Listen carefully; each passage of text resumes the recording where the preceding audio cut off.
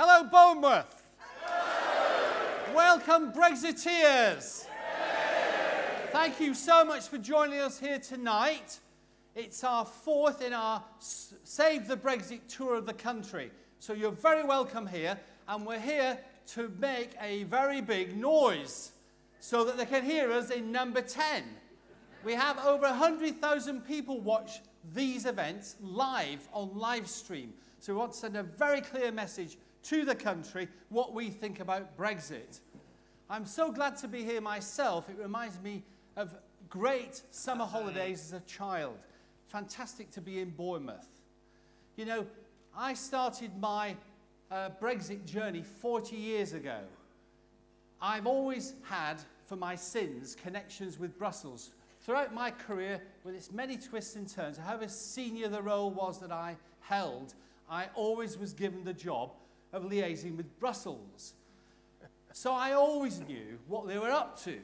I know what game they were playing, and that's why in 2016 I chose to vote to leave the European Union. In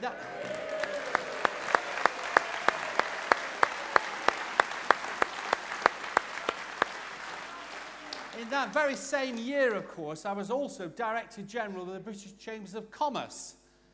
And I was so appalled at the lies of Project Fear, the things that the government was saying which were clearly untrue, that I felt I had to speak out. But in speaking out, my organisation came under tremendous pressure from Number 10. Number 10 went absolutely mad. And they put so much pressure on that I knew that the only thing I could do was to resign from the British Chambers in order to speak freely and campaign to leave the European Union, which is exactly what I did.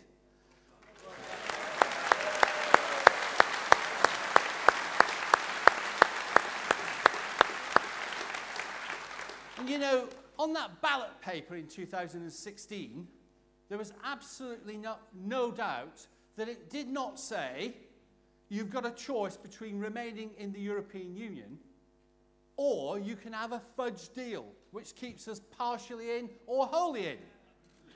There was no doubt on that ballot paper that it didn't say you've got a choice between leaving the European Union, and what the alternative is that we'll actually tell you a lie.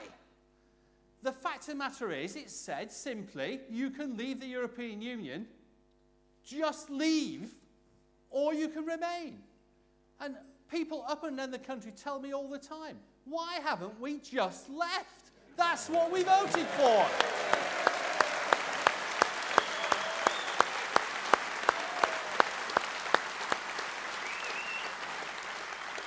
Well, I can tell you this, I'm proud to be British, I'm proud to be a Brexiteer, and I'm proud to be the chairman of Leave Means Leave.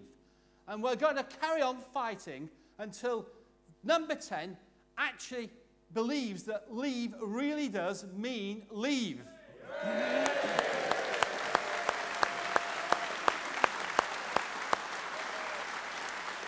Now, we've got some fantastic speakers for you tonight.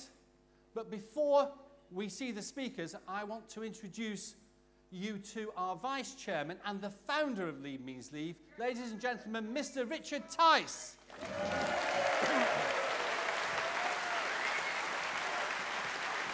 Thank you, John. Thank you, ladies and gentlemen. It's fantastic to see so many people here this evening. And we know why we're here, don't we? Because we are appalled, shocked, gutted by the weak, feeble negotiating tactics of our government and Number 10.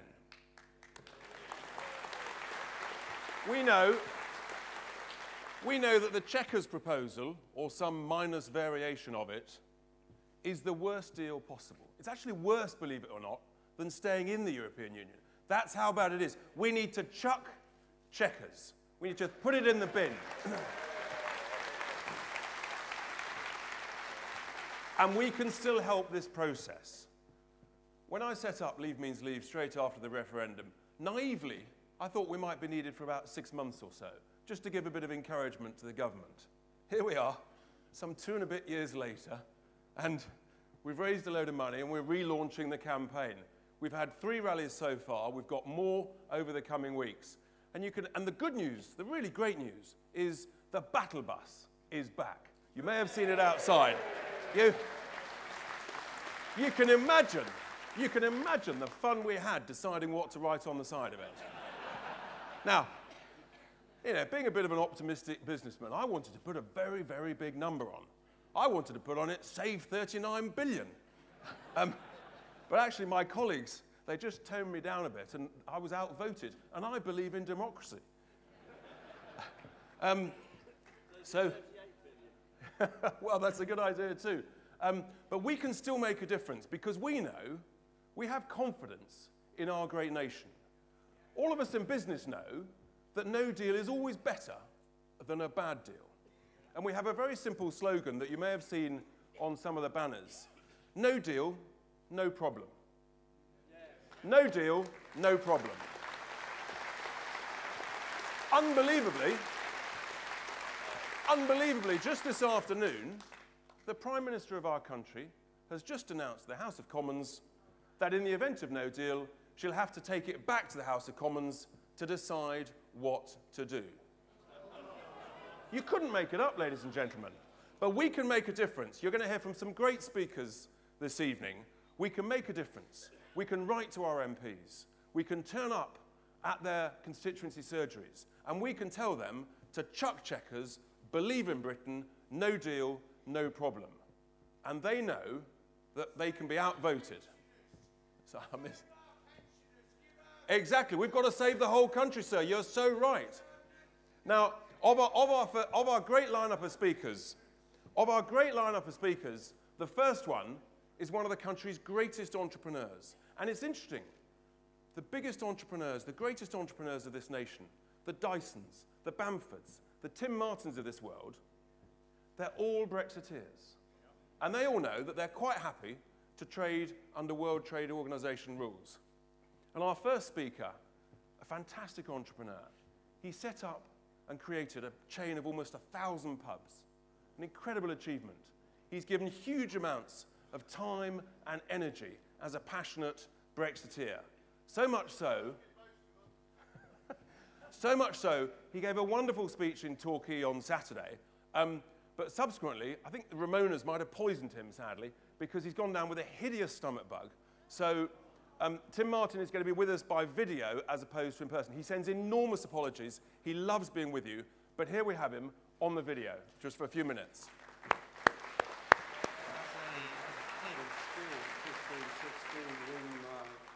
History books, I thought, well, it's obvious, isn't it? You need democracy in the world, and that's the only thing that can ensure the survival of humanity. Unfortunately, a lot of intellectual people, and this is at our highest universities and in the highest echelons of the land, don't quite believe that. Their instinct is it's better if things were run by people like us. And they've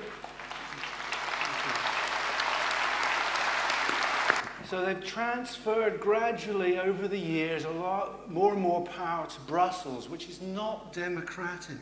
It's got 5 unelected presidents. It's got a court which isn't subject to national parliamentary control, which isn't democratic.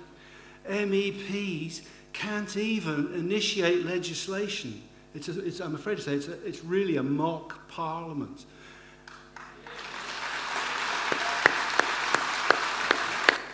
The government's tragedy, I think, in all this is that it hasn't prioritised leaving.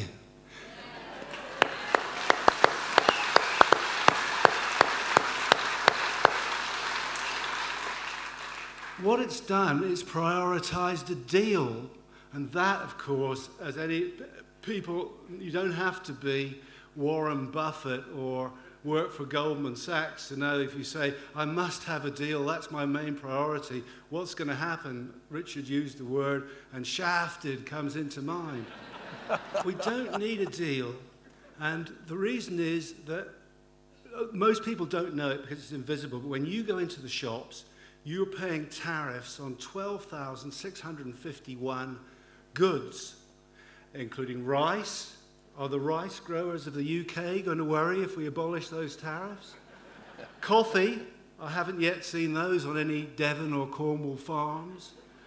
Oranges, New Zealand Sauvignon Blanc. How sacrilegious is this? When you go to your fridge and have a glass in the evening, 4 or 5p is collected by the British taxman and sent to Brussels.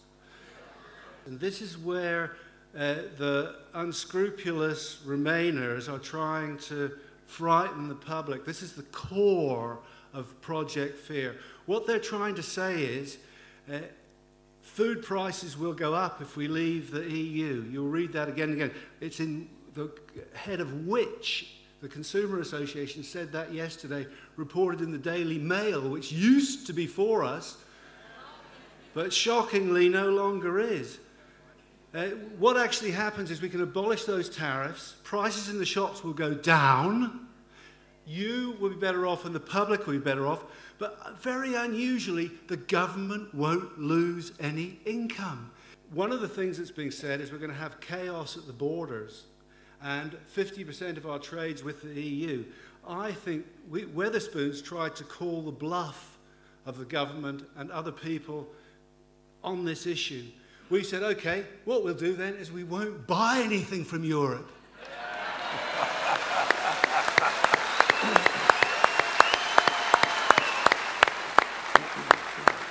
So we've switched from Courvoisier brandy to the number 2 in America, which is very good brandy. It sells more than Courvoisier in America. That's good enough for me.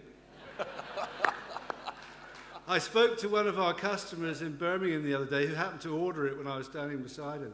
And I said, do you like this E&J brandy as much as Courvoisier? He said, well, I think it tastes the same, but I like it a lot better because I can pronounce E&J. But there's massive opportunities out there. So the number 3 spirit in pubs in the UK now is one called Jägermeister. And again, I don't want to be horrid to our German suppliers who've been good suppliers, but we've switched from Jägermeister in the rolling Bavarian hills to Striker from Chorley in Lancashire. Someone said to me the other day, are you going to lose? And there's no way of losing, because this is a quest for self-determination. People want control of their destiny, and they're going to do it. Thank you very much indeed. He's absolutely fantastic, Tim. He's such a passionate Brexiteer, and he knows what we can do. He knows that we can buy great products from the United Kingdom or from the rest of the world outside the European Union. He's a real believer. For our next speaker, ladies and gentlemen, is from the DUP, who of course have a vital role to play in the current parliamentary process. He's been a Member of Parliament since 2005 for East Antrim. He's a fantastic, passionate Brexiteer, hugely, hugely influential. He's the spokesman for Brexit, for the DUP, and they really have a vital, vital role to play in the coming weeks. He's been hugely energetic. He's a man of great principle. He's a proper, no-nonsense politician. Before we welcome Sammy Wilson to the stage, let's just look at a video of him in action. Can the Secretary of State give us an assurance that all parts of the United Kingdom will leave the EU on an equal basis? We will be leaving the single market. We will be leaving the customs union. That is, of course, what people voted for. And indeed, Mr. Speaker, it would be detrimental to the union if we had a situation where Scotland or Wales or Northern Ireland had the right to say to the people of the whole of the United Kingdom, we don't care how you voted. Don't take any dictation from the EU. Stand up to them, dig your feet in, and they will give in.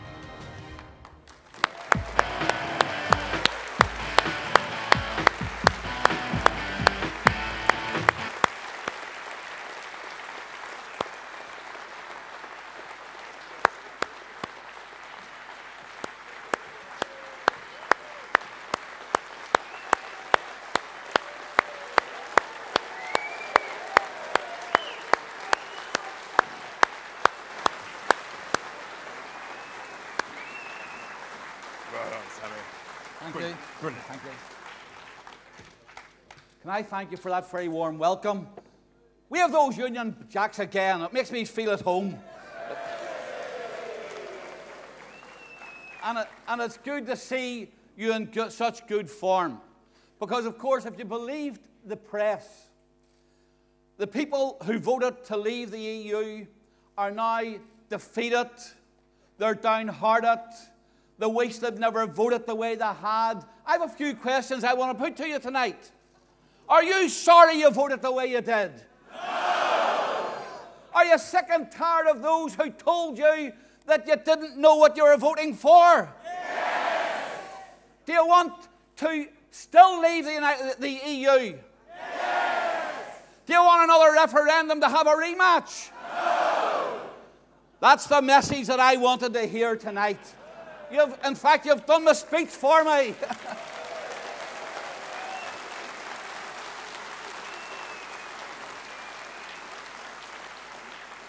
Because you see, from the minute that the referendum result was issued and was known, there were those who have benefited from EU patronage, who have been able to use EU lobbying for competitive advantage, for those who were able to get grants from the EU, albeit it was our own money back.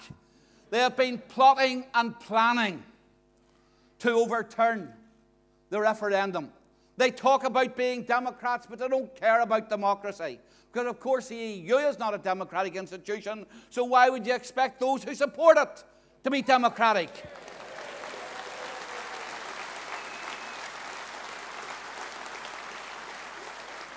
And they've continued Project Fear. They've continued their tireless efforts to change people's minds. And then they came up with a cunning plan.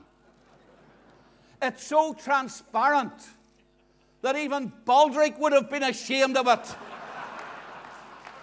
And the cunning plan involves Northern Ireland. And it runs something like this.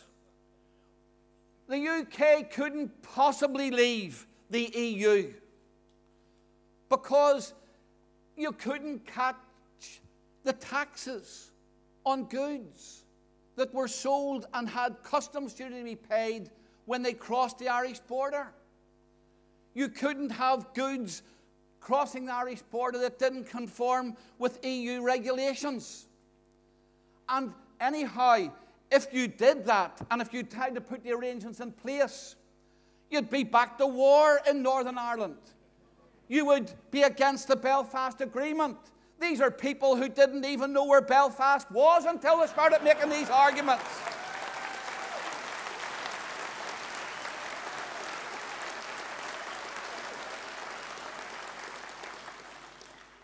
We have a saying in Northern Ireland and in the Republic of Ireland that if you're going to tell a tall story, you've kissed the Blarney Stone.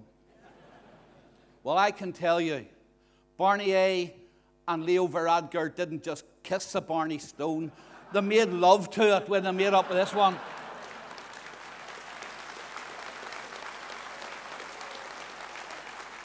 And yet now, folks, and this is a serious issue which we now have.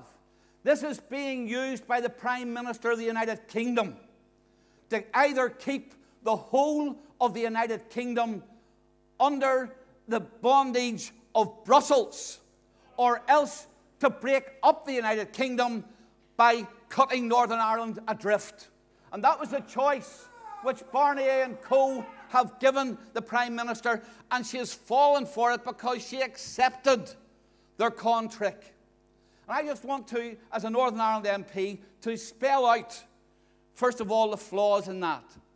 This idea of a hard border between Northern Ireland and the Irish Republic that would have to be devised in order to capture the trade movements across the border. Who's going to put this hard border up? The government in London says they won't. The government in Dublin says they won't.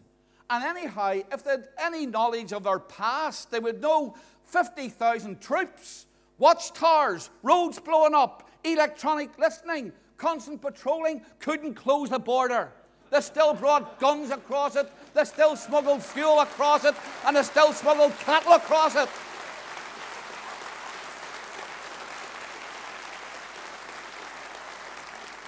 I sometimes wonder, what are they going to do? Send for Donald Trump and tell him to get a wall up? But not only is it not possible, it is not necessary.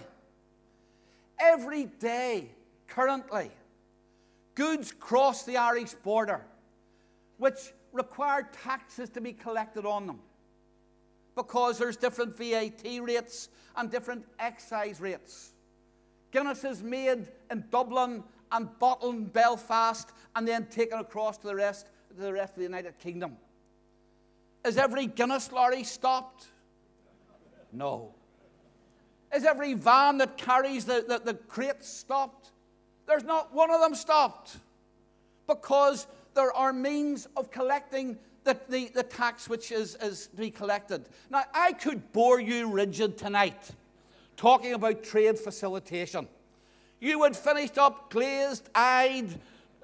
In fact, you'd lose the will to live. You'd probably say, just stay in the EU if he keeps on talking like that. But with authorised economic operators, trusted trader, prior notification, all of this can be captured. And what happens at other entry points into the EU could happen along the Irish border. I passed Southampton on my way down here in the train. There were piles of containers, 10 stories high. And they were from Ling Ming shipping agencies, China shipping agencies, and a couple of other ones that are recognised. Does anybody think that some wee man in Southampton went and opened the doors of all those containers to see what was inside them?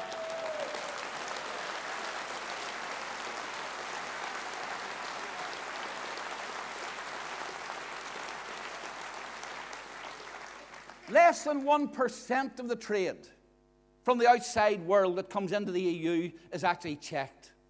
Now, why on earth, when we leave the EU, when we have the same regulations, when we have the history of having shared the same rules, why on earth would every containment and consignment of goods leaving the UK, whether it goes through Dover, Felixstowe, or across the Irish border, have to be stopped and checked? It's a con trick, and the sooner we see through it, the better. And I could go on about this, but let me just say where we are. And we don't wish to be in the eye of the storm. And I'll tell you something, this is not about macho politics either. Somebody from Channel 4 put it to me tonight that this was a game of who blinks first. Can I tell you, folks, the issues here are far too serious for this to be trivialized as a game of who can be most macho, who will blink first. This is about the future integrity of this country. The flag which was being waved here tonight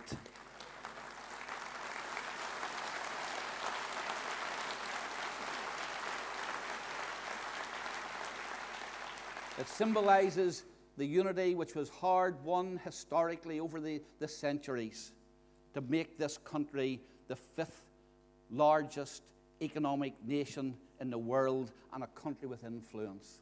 And we don't play with that. And secondly, it's also about our future.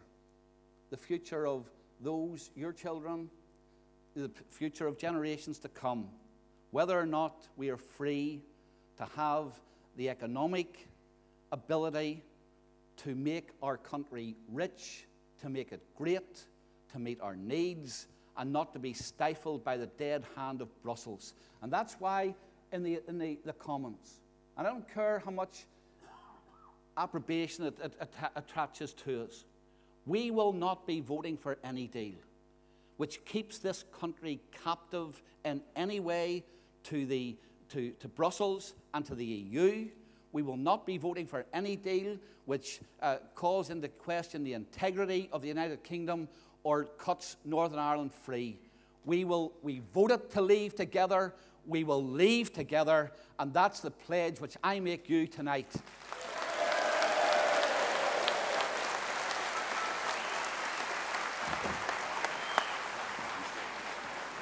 yourself there.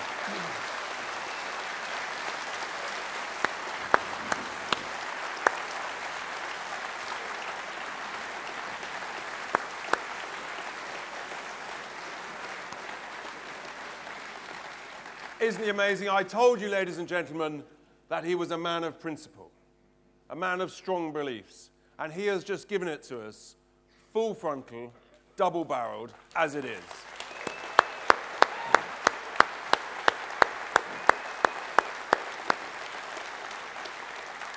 For our next speaker will be known to many of you because he's been the Member of Parliament for Bournemouth West since 2010.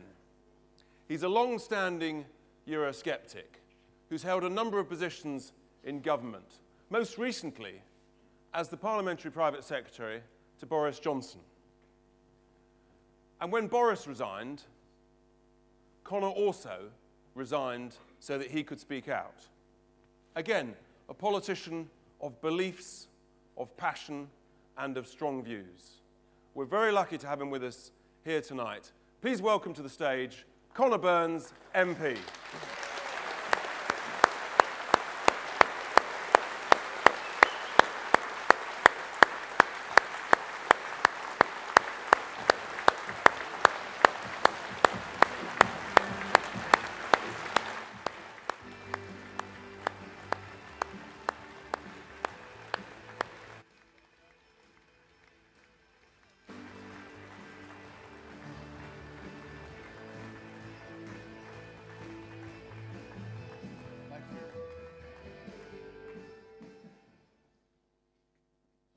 Friends, good evening. It is a great pleasure to see so many of you here in this hall in my Bournemouth West constituency.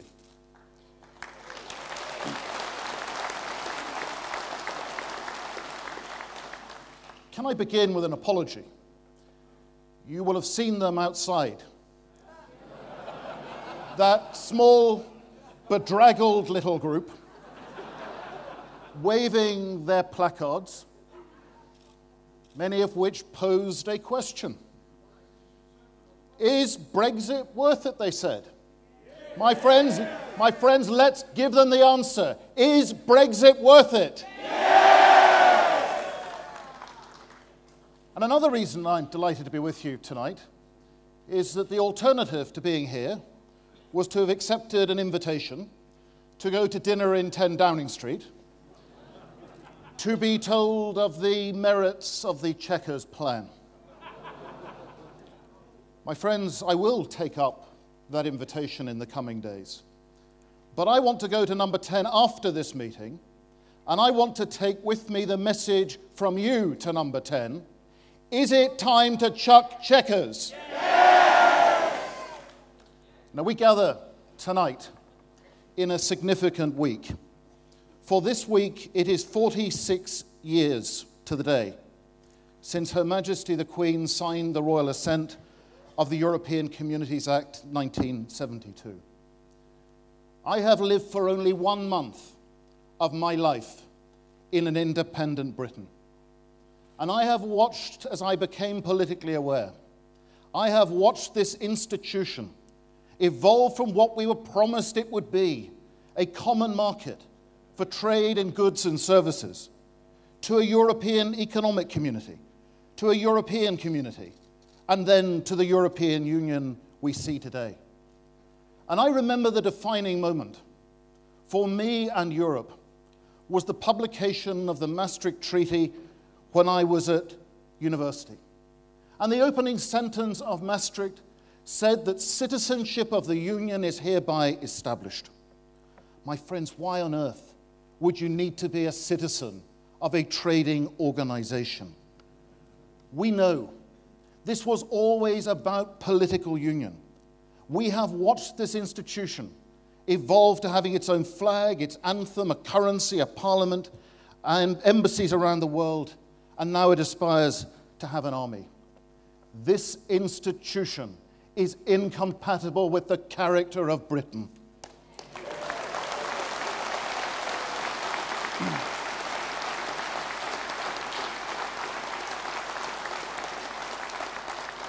My friends, when we gathered in this very building in the run-up to that referendum, I was here on the stage sharing it then with Nigel Farage, who you will hear from later.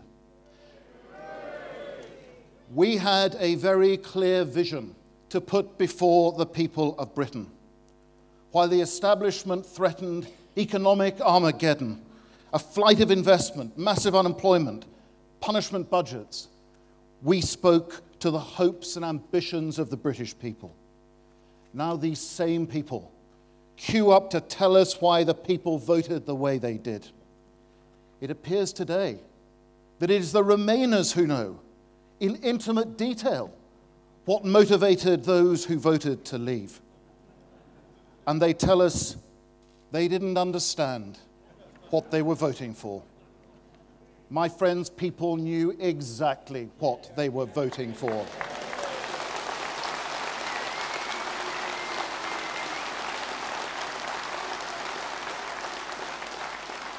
They were voting in those three crucial words: to take back control.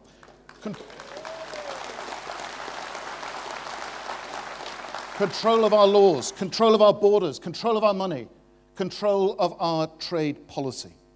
In short, they voted for Britain to become an independent, self-governing country again. The vote was, above all else, a massive vote of confidence in the British people, by the British people, and in the United Kingdom.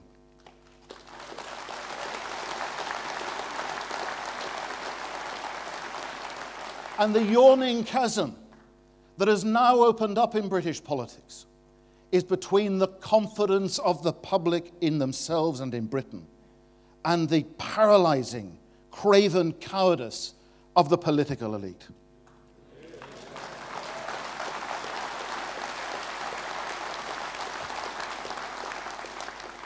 Which leads me naturally to that grubby little compromise called Chequers.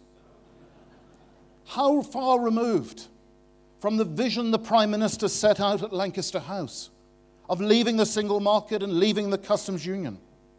Month after month, I wrote to concerned constituents who asked me if we really believed it, if the Prime Minister really believed it, if Parliament would really deliver it. And month after month, I wrote back and reassured them that she believed it, Parliament believed it, and yes, we would do it. My friends, I had no idea then that the garden path to Lancaster House was quite so long. If this little document had a slogan, it should be "Not in Europe, but run by Europe."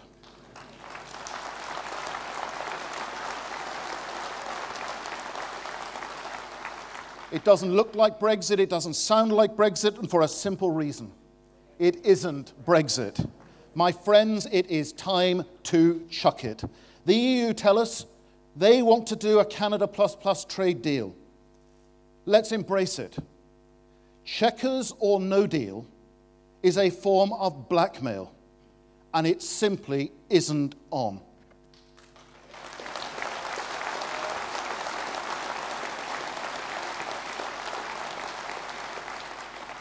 Night after night, members of Parliament trooped through the lobbies to give the public their vote in that referendum. We all promised to honour it. Quietly, determinedly, the British public delivered their verdict.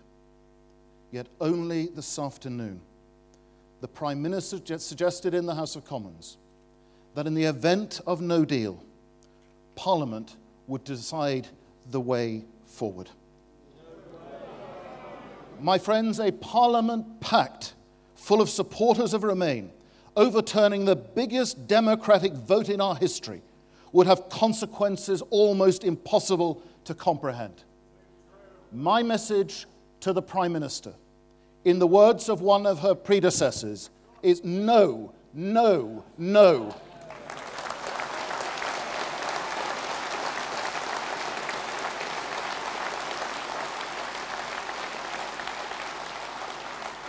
The choice put to us on that ballot paper in 2016 could not have been clearer.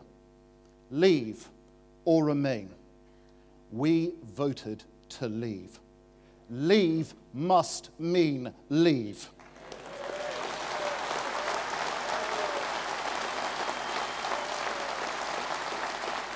My friends, let the message ring out loud and clear from this hall tonight. Let's get on with it. Well, brilliant. Well done.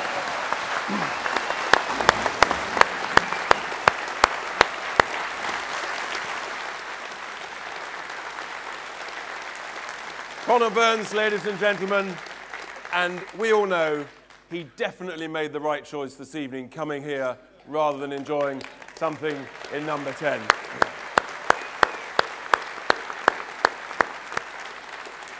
Our next speaker, ladies and gentlemen, needs little introduction to any of us, but it's worth just reminding ourselves of what he has achieved over the last 25 or so years. Possibly the original, truest Brexiteer there is. He's battled for the cause, year after year, after decade after decade. Slowly but surely, he has changed the course of British political history. He will, without question, go down as one of the most influential figures in British politics in the last 70 years. He's demonstrated incredible courage in the face of abuse, vilification, and threats to his own security and that of his family. He's also encapsulated that courage when, unfortunately, he was in a hideous plane crash when he was battling away on an election day a number of years ago. It would have killed many people, but not our good friend. He dragged himself out of the plane, wiped away the blood from his head, from his eyes, dusted himself down, put his hand into his pocket, reached out a pack of cigarettes and lit a fag.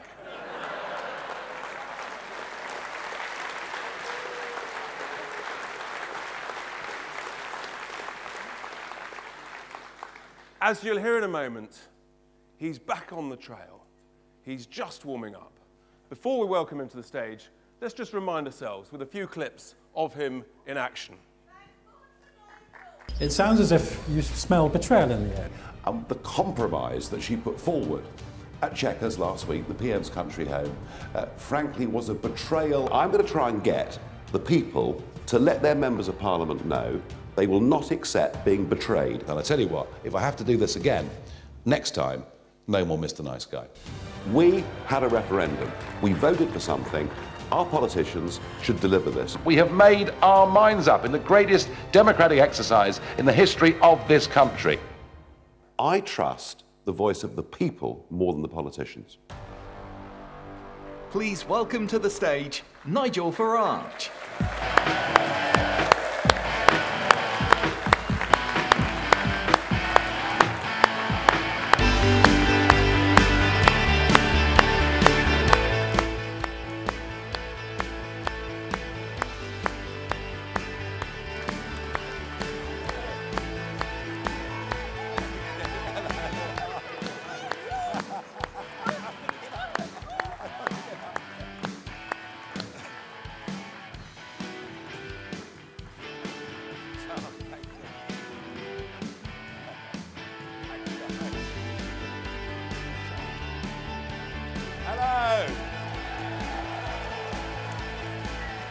Good evening, Bournemouth! I'm going to take issue with what the chairman said in his introduction. He said I was the first Eurosceptic. He's wrong. It was Henry VIII. He was the first Eurosceptic. You know, I'd like to say that it's a pleasure to be back on the platform with Sammy and with Conor, because we stood together and fought with each other in that historic referendum back in 2016. But the truth of it is, they thought they'd seen the last of me because I was happy with that referendum result. We shouldn't even need to be here today if our politicians had done their job.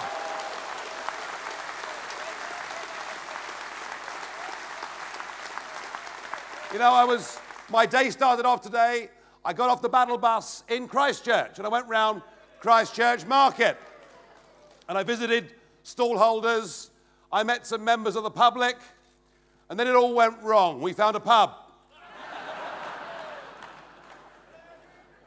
But I reminded myself that the first time I'd gone round Christchurch Market with leaflets was in the spring of 1994. I've spent nearly 25 years of my life fighting and battling to get this country out.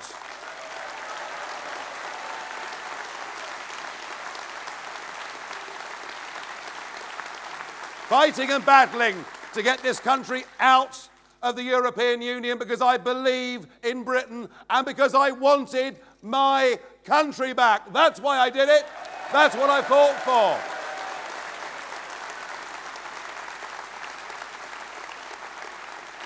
And what a day the 23rd of June 2016 was. A day when, despite everything, despite global leaders lining up to tell us not to make this terrible mistake, remember, they even brought the American President, Obama, over to tell us we shouldn't vote to leave, and that awful pasty-faced man who was Chancellor Osborne threatening us with emergency budgets and 500,000 jobs would go.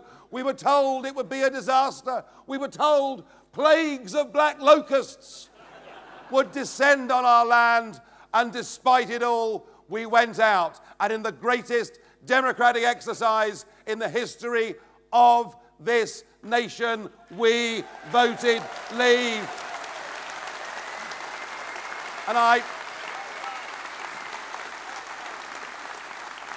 And I can't help thinking that it needs to become a national bank holiday known as Independence Day. That'd make sense.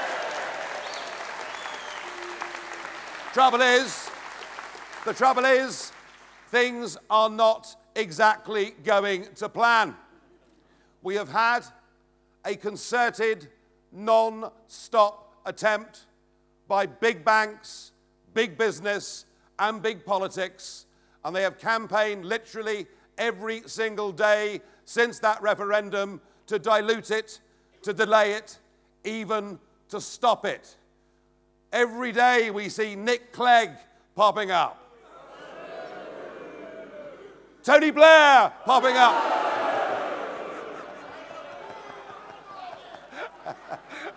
Well, I can't better that, really, because he is pretty awful, isn't he? But Lord Adonis, yes. Alistair Campbell, how about him? I mean, every day we see this attempt, and now, oh, Bob Geldof's back, God help us. I thought we'd seen him off on the River Thames, but there we are. And now they tell us they want a people's vote. Well, let me tell you, we had the people's vote. It was in 2016 and we won. That's the end of it.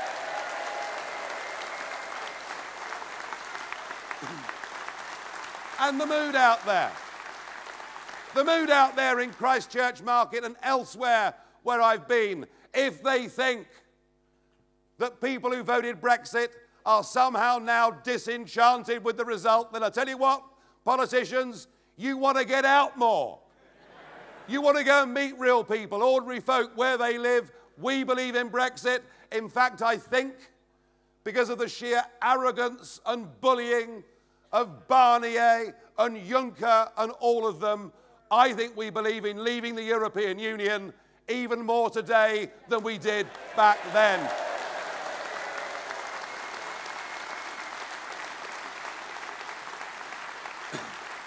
I got to tell you, that was the day after the referendum. There was an emergency debate in the European Parliament. So I thought, well, I best show up, you know. Because I've worked quite hard over there. I've always tried to make positive and helpful contributions to their debates, and I turned up and I walked into the well of the Parliament, and there were about 100 cameras there, and there waiting for me was European Commission President Jean-Claude Juncker, and he came up and he put an arm round me and he said, "Bastard."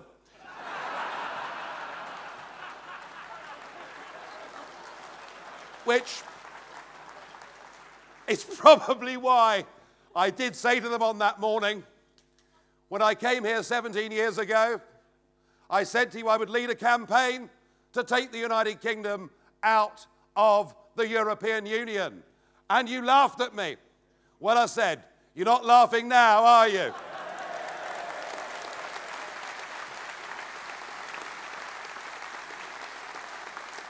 But I'm afraid the effect of lobbying, the effect of big business, the lure of jobs in Brussels has now had an effect upon the leaderships of our mainstream parties. We keep talking about the Conservative Party and its problems. We forget that 5 million people who voted for Brexit in 2016 voted for the Labour Party in 2017.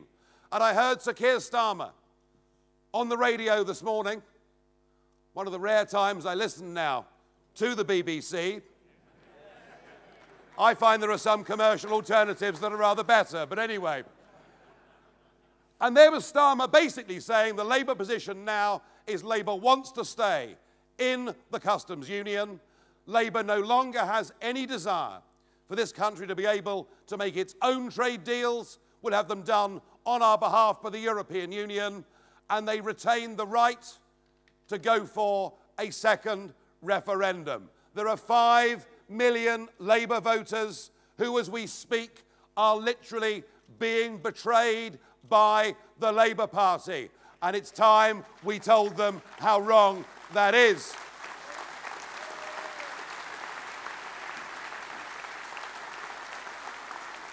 And as for our Prime Minister, well, I completely understand, Conor, why you resigned and why David Davis resigned, and I do understand why, for a brief period, people believed in her.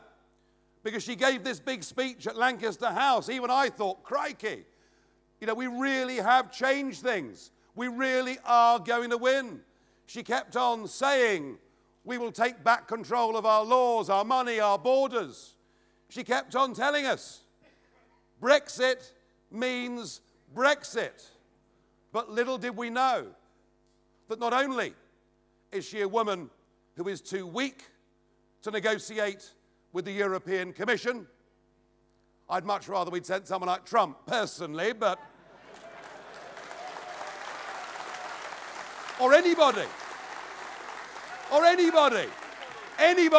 Anyone that actually believed in Brexit. But I'm afraid she has also been deceitful and duplicitous. And I'm afraid that with every single week that gets worse, it gets worse and worse, doesn't it? Chequers was bad enough. Now it's Chequers minus. Now she actually wants to tie us in to a customs union until at least the end of 2021. And that, of course, means effectively until the next general election, when you could get a government that simply wants to keep us in. Brexit, Mrs. May, I'm afraid now, when she says it, she actually means remain. And that is nothing less than a betrayal of what the people of this country voted for. Frankly, I think if Brexit does get watered down to this extent, or indeed we're forced to have a second referendum, I think the damage this will do to the trust, faith and hope people have in democracy, in British government, in our way of life, will be incalculable. I really do.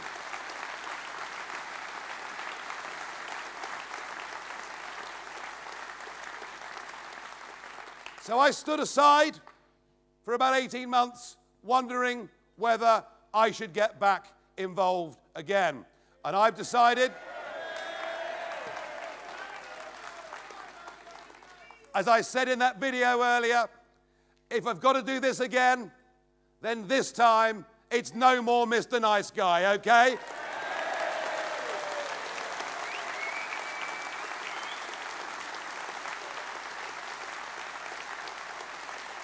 I've joined forces with Leave Means Leave.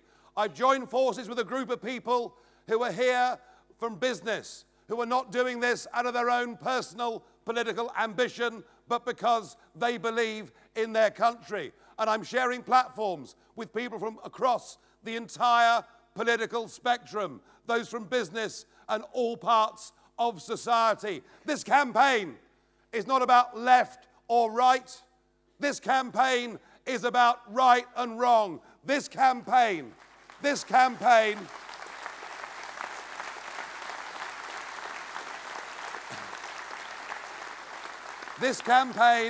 the most important campaign that has ever been fought in British history. This is not even about debating the merits of the issues. It's not even about discussing why we should have control of our borders, why we shouldn't give away vast sums of money, why we should be free to open up to the rest of the world, including particularly our own friends in the Commonwealth. All of those arguments have been had and been won. No, this campaign is about something more fundamental.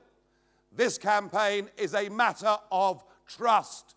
This campaign is about Brexit being delivered.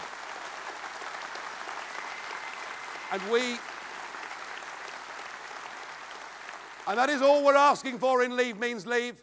We're simply asking our politicians to do what they promised. Every single leading player on both the Leave and the Remain side told us that a vote to leave meant we left the European Union, the single market, and the customs union.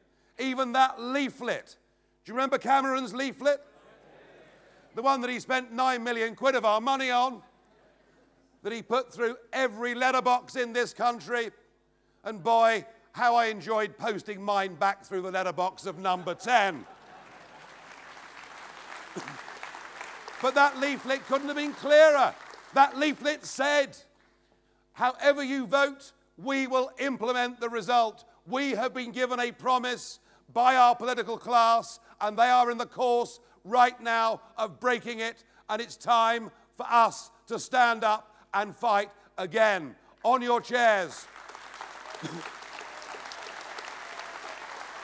On your chairs, you will see the names, addresses, phone numbers and emails of all the members of Parliament for Dorset. Now, there are some rather good members of Parliament for Dorset, just as there are some good members of Parliament from the county of Antrim. But I'll tell you something, even those men and women who we know have got the courage within them to stand up and resist the pressure of the whips and everything else, even those MPs need to hear from you, because those MPs are going to need your support whilst they're put under massive pressure. But I'm more interested in those members of Parliament in Dorset, a county which of course did sensibly, being the beautiful place that it is, vote resolutely leave.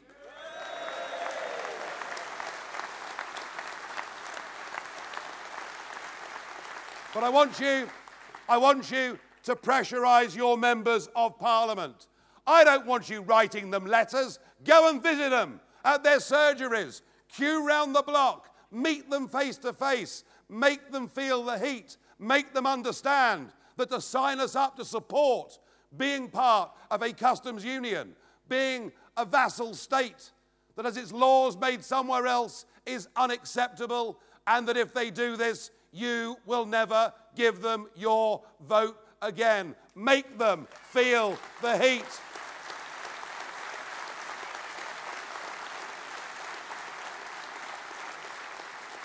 We are in Leave Means Leave, reactivating the People's Army, that ground campaign that won us the referendum in 2016. And we're here not just for the short term. We will never go away until we get back the independence and self-government of our nation. I am completely and utterly committed to it. I hope that you are too. I believe that we are going to win. We are going to win.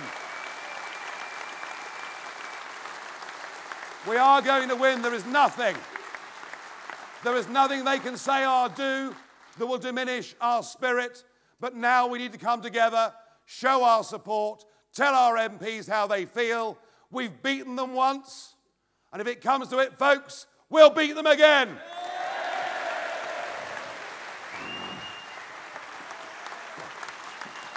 Does the air conditioning work in any of these buildings?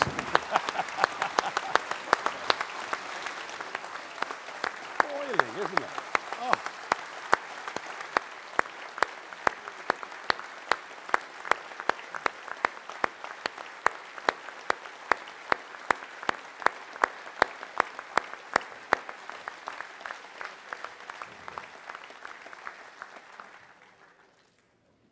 I did say to you, ladies and gentlemen, that he was back, and he has just absolutely proved it. He's just warming up, really. I tell you what, open the doors, would you? I'm very warm. And if we can get some air in here, that would be great. Can we open some doors there, get a bit of air in here? Just before we move on to our final speaker, let's just remind ourselves, those who want a second referendum, they call it a people's vote. It's not a people's vote. It's a loser's vote. Now, Leave Means Leave is a campaign. It's cross-party. It's no party. And our final speaker is an amazing member of the Labour Party. He's faced, again, hideous pressure and abuse. During the referendum campaign, he campaigned tirelessly, day after day, speaking up and down the country. He's not only brave, he's an amazing speaker. We're very lucky to have him. He's a councillor from Ashford in Kent. Before we welcome him to the stage, let's just look at Brendan in action on the video. I think a lot of voters, particularly Labour Leave voters, of which there are about 4 million in the country, will be very concerned. Around this country now, fishing fleets have gone, fishing stocks are destroyed because of the common fisheries policy, a policy that sees our fish bought by European fishermen and sold back to us because we can't control our own waters. I mean, it's ridiculous, isn't it? Kicking the poorest in the world in the teeth because they can't access European markets. That is an internationalist. And as a Labour person wants to be, because I want to see the poorest in the world raised out of poverty, I want us out so our aid means something. Please welcome to the stage, Brendan Chilton. We've got a couple of doors there.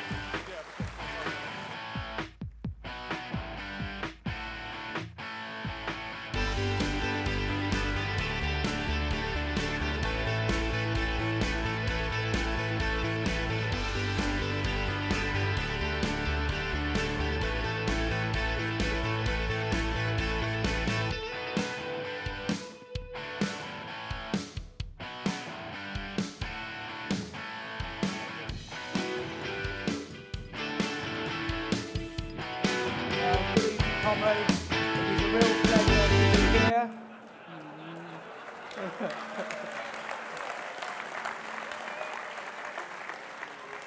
Can I begin by thanking the chairman and the fellow panellists and all of you for your commitment to this cause and to show number 10 and those cowards in Parliament that we're not going away, we're here till the end and we are leaving the European Union.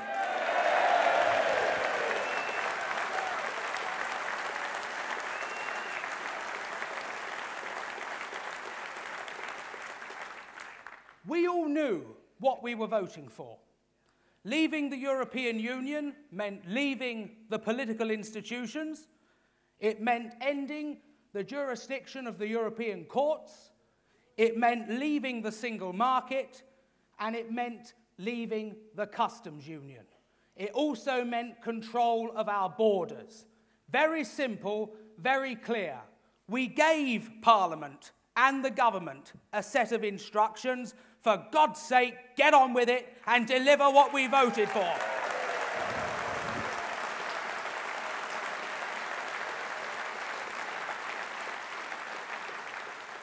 We did not vote for a customs union with the European Union.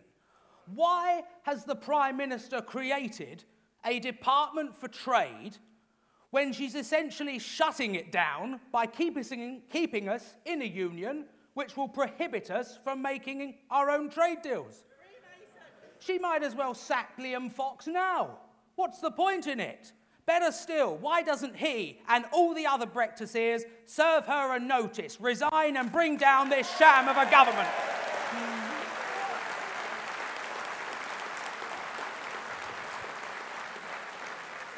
Or better still, let's have a general election. Get those Remainers out and put people in that know how to govern this country. The customs union, I say this to my own party, a customs union is a notice to the poorest in the world that we don't care for them. Because what is the customs union? It's a barrier. It says to the poorest in the world, you cannot access our markets on free and equal terms. You have to pay a tariff. It says to the poorest in the world, you don't matter to us. So long as white, Western, privileged Europe is okay, that's fine with us. And for the Labour Party, my party, to be advocating, saying in this union is a damnation of all we stand for and all we believe in.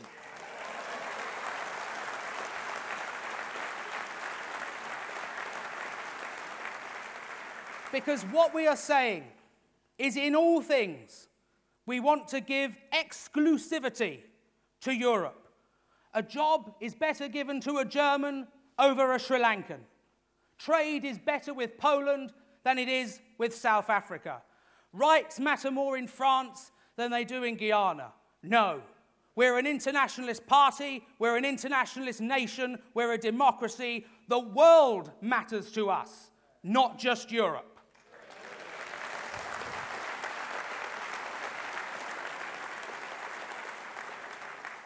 And if my party is true to what it believes in, it will ditch Sir Keir Starmer tomorrow, and it will go back to being a proper Eurosceptic party.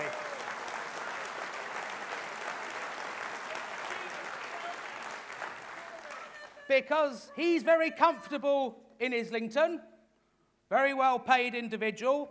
Get out there into the towns of England that have suffered because of uncontrolled migration that has depreciated wages. Get out there into the country. Get out there into the country where our fishing fleets have collapsed because they can't compete with the common fisheries policy. Look at our public services, decimated because we're sending billions to Brussels every year. Why don't we invest and buy in Britain? Forget Brussels, we don't need them. If we have confidence in this country and in our people, we can do anything.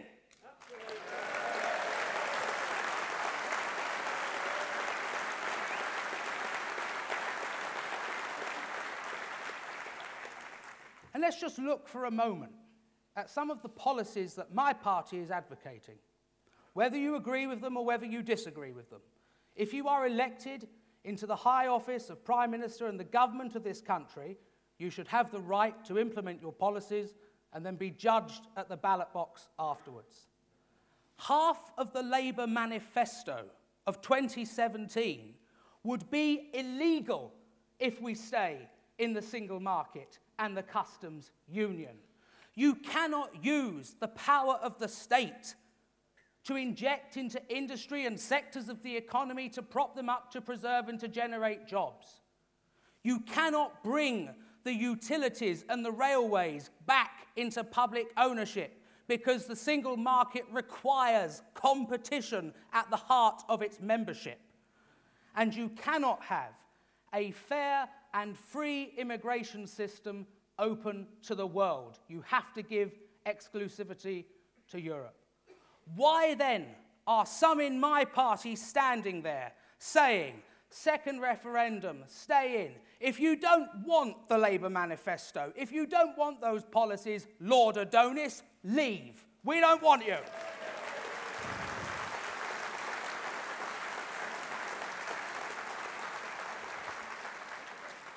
"70% of Labour constituencies in this country voted to leave the European Union. And up to 5 million Labour voters supported leave. Sir Keir Starmer's continued place as shadow Brexit secretary places their support in peril. Jeremy should sack him today. And I would ask all of you today, as well as writing to your local MPs, write to Jeremy. Tell him Don't betray this country. Ignore the Remainers. Hold the government to account, but support Brexit and face tomorrow together as one country.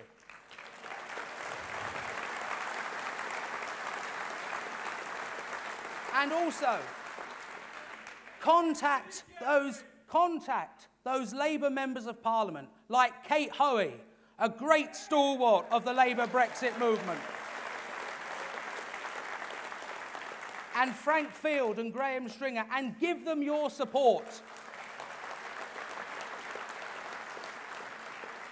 Because there are many fronts in this Brexit campaign, but one of the most difficult and most challenging is winning the argument in the Labour and trade union movement. And that gallant band of small MPs who've supported Brexit all along, and others, such as Caroline Flint, who've come over, need our support. They are on the front line against the Remain infiltration of my party, and I ask you all, give them your solidarity, give them your support, and tell them you're with them in delivering Brexit for this country.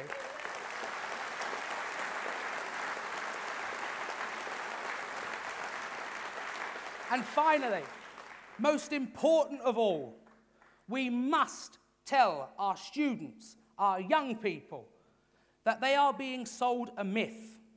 They're being told, if we don't have a second referendum, if we stay in the European Union, if we don't stay, your right to travel will go.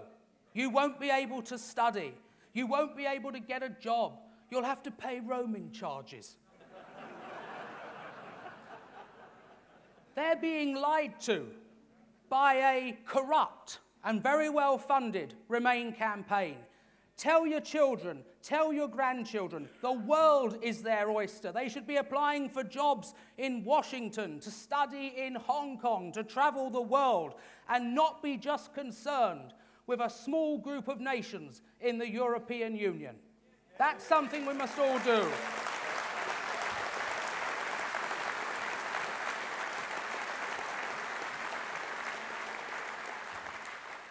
Now, whether you vote Labour, Conservative, UKIP or any other party, whether you voted Leave or Remain, the divisions in our country now are not those argued in the referendum. They are between Democrats and anti-Democrats.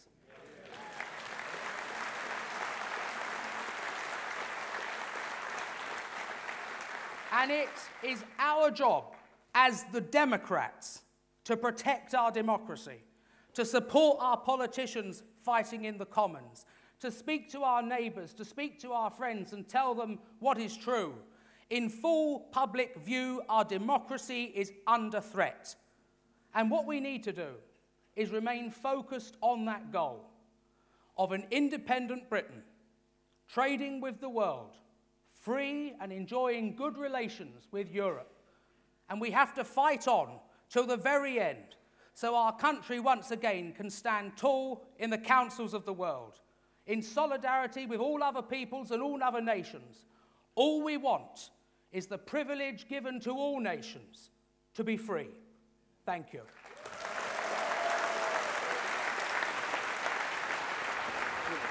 Cheers, Richard. We're going to do a bit of a Q&A. Yeah.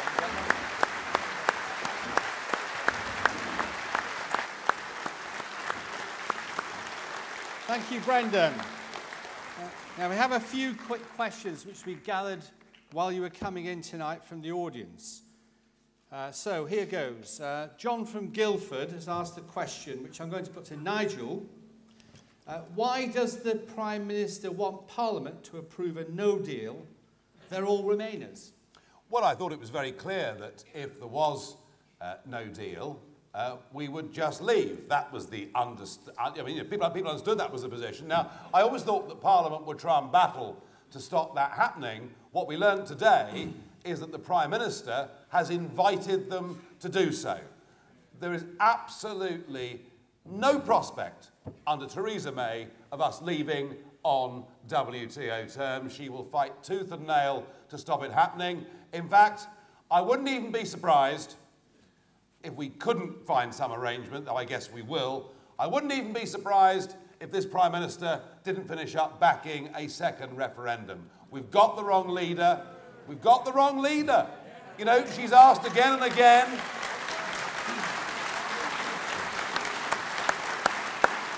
She's been asked again and again, do you believe in Brexit? She can't even answer the question. And what you saw today, I think, was her at her most deceitful, and the sooner they get rid of her and put somebody in that believes in it, the better.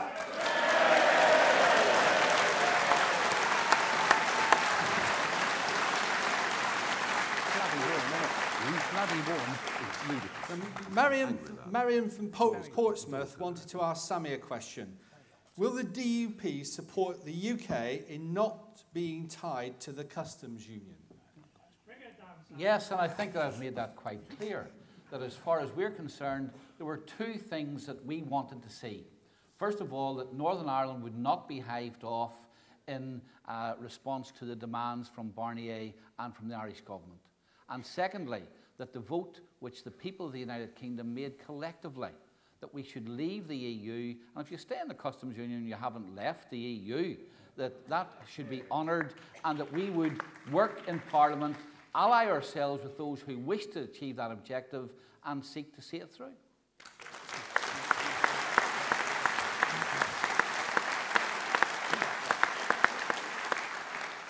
So Michael from Poole wanted to ask Conor, will the Brexit MPs vote down the PM's current proposed deal in Parliament?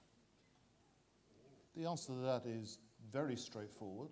Directly, yes, we will.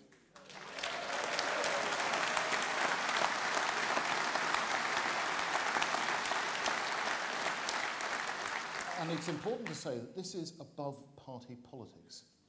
This goes to the very core of who we are as a democratic people. And that's why we're all here making common cause. I was in Parliament when we were arguing for the referendum. Nigel was outside Parliament putting very effective pressure on those of us inside Parliament, including David Cameron, to deliver that referendum. We were then incredibly clear with the public about what it meant.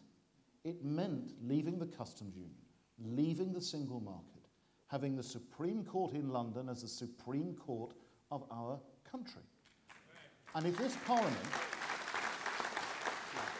Parliament delivers something that doesn't honour those fundamental, unfudgeable pledges, Parliament and our democracy will fall into contempt.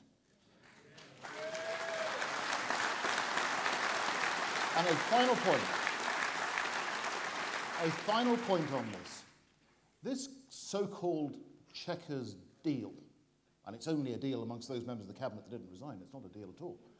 This Chequers proposal says that Parliament would have the right to change the rules and regulations in Britain, but it would promise never to exercise that right. Now, you would need to be a PhD in theology to think that that delivers on leaving the European Union. So yes, we will vote it down, but we still hope the Prime Minister will change her mind and go back to the vision she set out at Lancaster House.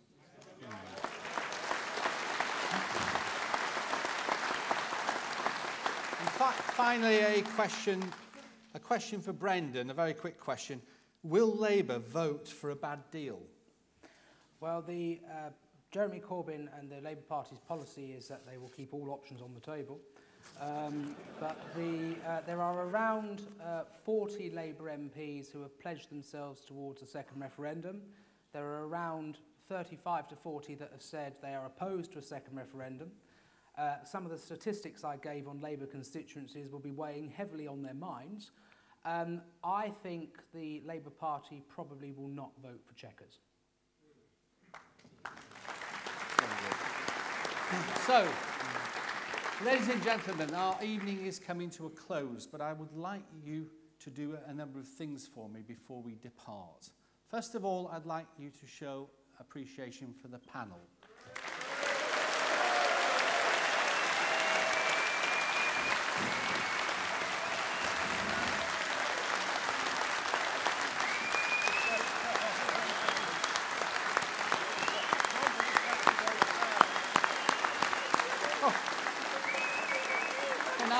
Nigel. For the panel, for the panel.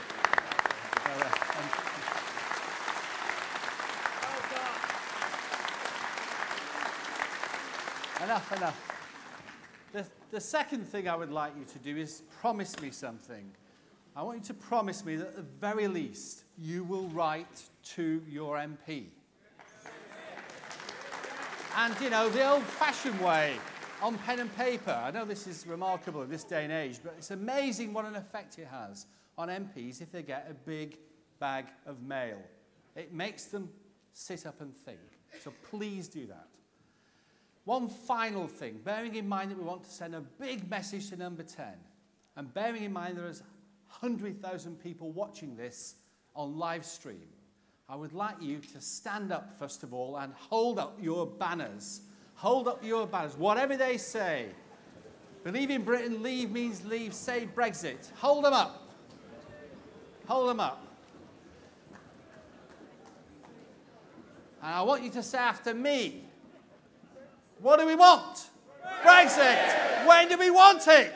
Now. What do we want? Brexit. When do we want it? Now. What do we want? Brexit. When do we want it? Now. Thank you. Give yourselves a round of applause. Safe journeys home.